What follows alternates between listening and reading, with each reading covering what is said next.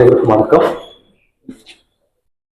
மாவீரர்கள் யார் அப்படின்னு ஒரு கேள்வி நம்ம கேட்கணும். என்ன சொல்றேன், மாவீரர்கள் நம் இனத்தோட சாமி, குலசாமி, அவங்கதான் மாவீரர்கள்.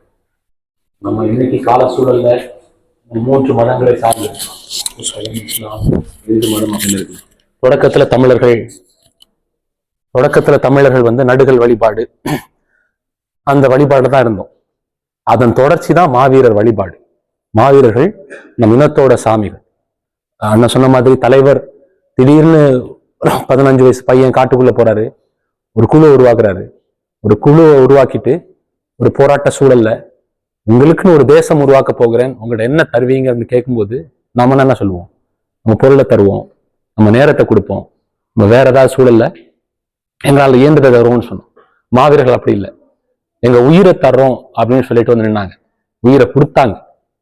யாராவது நெஞ்சில சைனடை போட்டு போராட போனா எதிரிட்ட உயிரோட மாட்டவே கூடாது.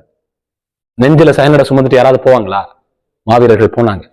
அவங்கதான் மாவீரர்கள், மாவீர தெய்வங்கள். அப்படிதான் நம்ம அவங்கள பார்க்கணும்.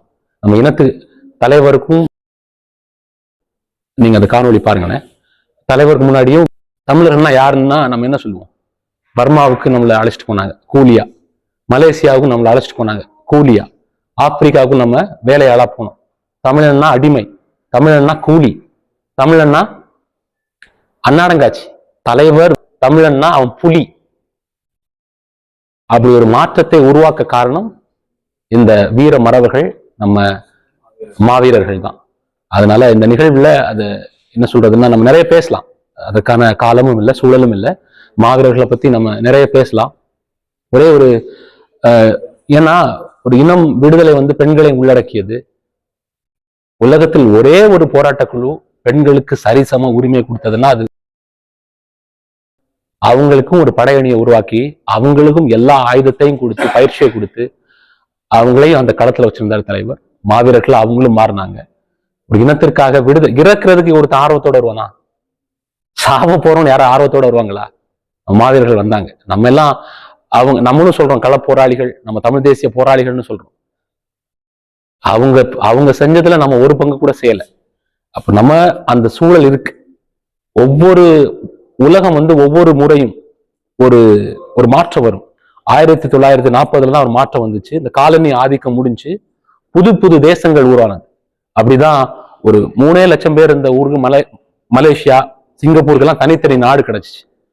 நமக்கு தேசத்திற்கான தலைவர்கள், ஒழுங்கான தலைவர்கள் இல்லாததுனால நமக்குன்னு ஒரு தாயகம் உருவாகாம போச்சு. ஆனா அந்த சூழல் விரைவில் வரும். இன்னும் 10-20 ஆண்டுகள்ல காலம் மாறும், உலகத்தின் சூழல் மாறும். அப்ப நமக்குன்னு பேச நம்ம தலைவர் இருக்காரு.